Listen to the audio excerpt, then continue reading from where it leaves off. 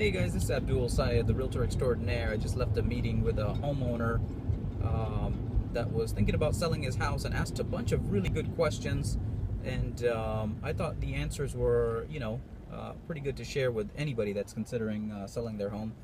Once you move from that status of homeowner to a seller, a lot of things change from the point that a sign goes up in your yard to people tromping through your house and negotiating commissions and so on and so forth, the whole sales process. But if you know a lot of the things up front, a lot of the anxiety and the tension kind of gets alleviated. So I'm going to take you through a quick sales process for the home sellers and their perspective. So really quickly, what happens is you typically interview about 3 agents to list your property on the market. You choose whoever you want to go with. The sign goes up in the yard, and all the anxiety kind of starts. How long is my house going to sit, and so on and so forth. You get a lockbox typically put on your property with access to agents that will bring their buyers through your house. Now that lockbox actually records who's entering, their license number, how long they stayed, and we can actually get comments back from those agents as well on some feedback about your property. The 3 things to consider when listing your property, of course, is the price is very important, the condition of your property, and the location. So all of these variables kind of act together to figure out what the price should be on your property, along with market conditions. So price accordingly, clean up the clutter, make sure that your house is nice and tidy every time, because you can get visitors within an hour's notice from most agents. Now, so you get to the point where you have an offer, you've negotiated back and forth with counter offers, all the terms are in agreement, and you go into what's called escrow, of course. Many of you have heard the term, and some of you have been through it before, so you kind of know what happens. But one of the first things that happens is the buyer puts a deposit on your property. That goes into escrow holding account. Then your buyer will perform a home inspection on your property, which will give him a report on anything that comes up as issues for your property.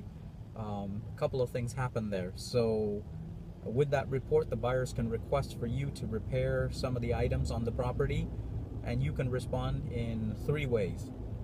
As a seller, you can basically say, shove off, I'm not going to repair anything, which will probably be not beneficial to you or the deal.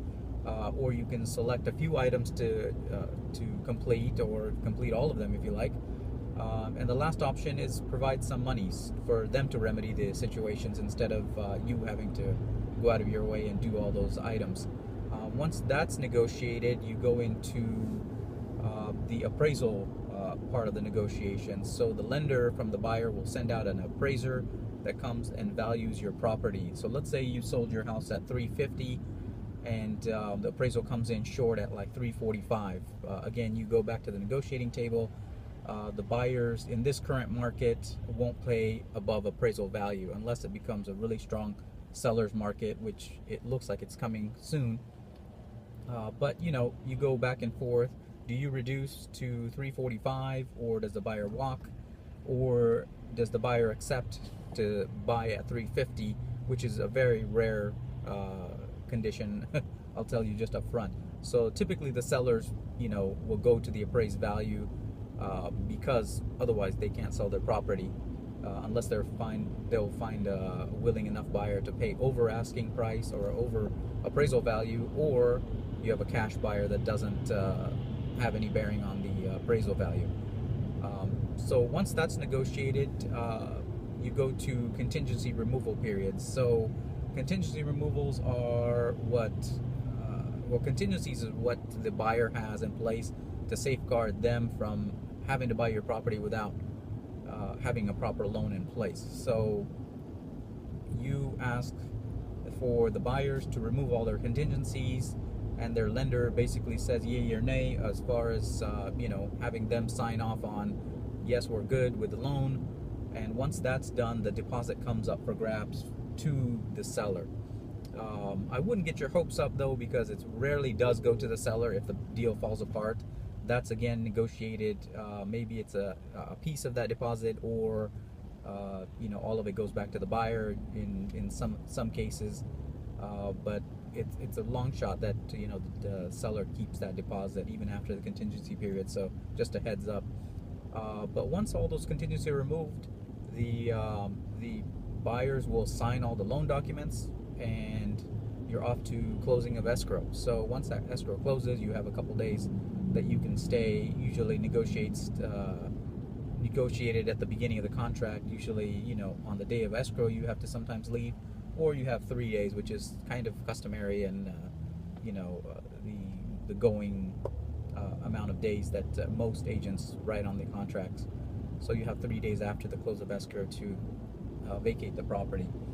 So that kind of takes you through the whole sales process from a seller standpoint. Of course, you might have to come out of pocket to do some of those repairs that we talked about, or the price dropping because of the appraisal. So just heads up that you should know all those things before you get into a deal, because just because your property goes on the market and it sells doesn't mean that it's actually done until escrow closes, of course. If you found this helpful, watch some of my other videos. You know me as Abdul Syed, the Realtor Extraordinaire. I do real estate anywhere in Southern California, and I'd love to help you out. My phone number is 951-858-6229, or you can look me up at realtorabdul.com. Talk to you next time.